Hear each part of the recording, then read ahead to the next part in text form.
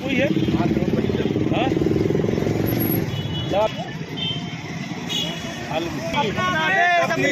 कश्मीर हो या गुवाहाटी, अपना देश अपनी माटी।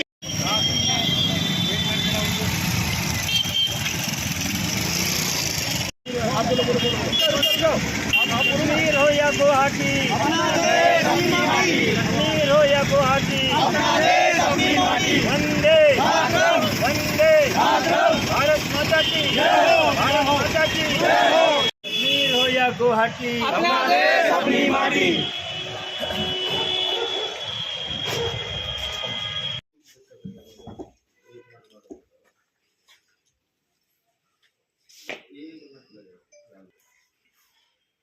क्रीम हो जाएगी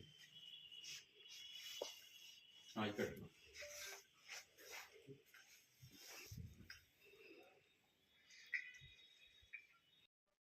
यह यात्रा पंच परिवर्तन की यात्रा है। यह यात्रा संघ की यात्रा है। राष्ट्रीय स्वयंसेवक संघ के 100 वर्ष हो चुके हैं। उन 100 वर्षों में देश के भीतर क्या बदलाव आए हैं और क्या बदलाव आना चाहिए, इस पर विचार विमर्श चल रहा है। हमारी यह यात्रा श्रीनगर से शुरू होकर कन्याकुमारी पर जाकर रुकेगी। इन 4000 किलोमीटर हम देश की संस्कृति, देश की भाषाओं, देश की मिट्टी और देश के लोगों की पहचान करने का प्रयास कर रहे हैं। संघ के जो 5 परिवर्तन की बात है उनमें सबसे पहला परिवर्तन है स्वप्रेरणा, यानी कि खुद की पहचान करना, स्वदेशी का जागरण करना। दूसरी बात है जो हम बड़ी विनम्रता से कहना चाहते हैं, समाज में वर्तमान में जिस ढंग से जो अलगाव एक दूसरे के साथ हो रहा, कुछ लोग अलगाववादी ताकतें हमको एक दूसरे से अलग कर रहे हैं। हम चाहते हैं कुटुंब प्रबोधन के माध्यम से हम एक दूसरे के साथ मिलकर बैठकर चर्चा करके नए भारत के निर्माण में अपने आप को आहूत करें। ये दूसरा विचार है। तीसरा विचार हमारा है हम पर्यावरण की रक्षा करें।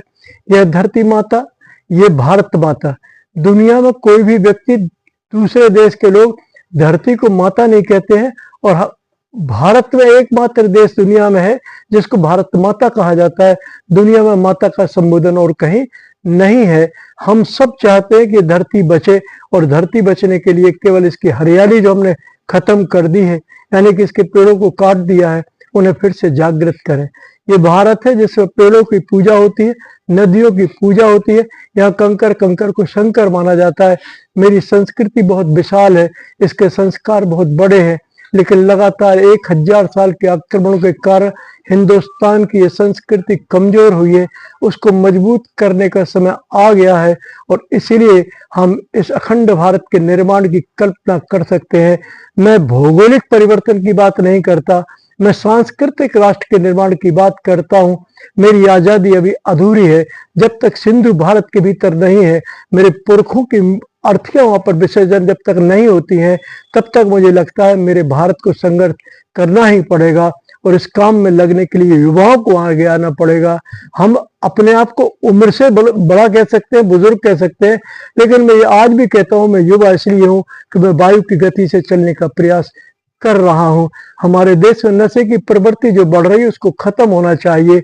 अगर नशा होगा तो फिर अभिमन्यु पैदा नहीं होगा, फिर लव कुश पैदा नहीं होगा, फिर विवेकानंद पैदा नहीं होंगे, फिर इस देश के भीतर लोकमान्य तिलक पैदा नहीं होंगे, फिर इस देश में वीर सावरकर नहीं होंगे, फिर भगत सिंह नहीं होंगे, फिर चंद्रशेखर नहीं होंगे, फिर यहाँ पर बिस्मिल साहब पैदा नहीं होंगे। हिंदुस्तान के भीतर संघर्ष के लिए जिन्होंने जन्म लिया था उनके नक्शे कदम पर चलने के लिए युवाओं को नशे से मुक्त होने का हम आह्वान कर रहे हैं। यह हमारी इस यात्रा में समाहित है। हम चाहते हैं पानी बचना चाहिए। अगर पानी नहीं बचेगा आने वाले समय में लोग कैसे जीवित रहेंगे इसकी कल्पना भी हम नहीं कर सकते हैं। हमने अपने जीवन में सन 70 में गंगा को देखा, सन 80 में गंगा को देखा, 90 में गंगा को देखा, हमने 70 में चंबल को देखा, 80 में देखा, 90 में देखा। आज हम दोनों नदियों की तलहटी में देखते हैं तो कम से कम उनके भीतर पानी की 100 गुना कमी आ चुकी है। वे एक नाले के रूप में दिखाई देती है और ये हमारे बड़ी दुर्भाग्य का विषय है। यदि कल पहले कोरोना का भयंकर काल देखा है, जिस समय लोग 5-5 हजार रुपए में गैस का सिलेंडर खरीद रहे थे, और वो ऑक्सीजन का उपयोग कर रहे थे, लेकिन कई लोग उसमें 5-5, 10-10 लाख की गैस खरीदने के बाद भी नहीं बच सके। पर वो गरीब आदमी इस देश का, भारत का, जो पीपल के नीचे बैठा, जो बट के नीचे बैठा, नीम के नीचे बैठा, तुलसी माता के नीचे बैठा, उनके साथ रहा, गौ माता के साथ रहा, उनके प्राण बचे हैं। यह प्राणवायु का काम करने वाला अगर कोई है तो वृक्ष है मित्रों। इसलिए हमें हरियाली चादर उड़ाकर इस धरती को बचाना पड़ेगा, और हमारी भारत माता बचेगी तो दुनिया को यह संदेश जाएगा कि भारत हमेशा से विश्व गुरु रहा है और रहेगा। यह हमारी यात्रा का एक उद्देश्य है।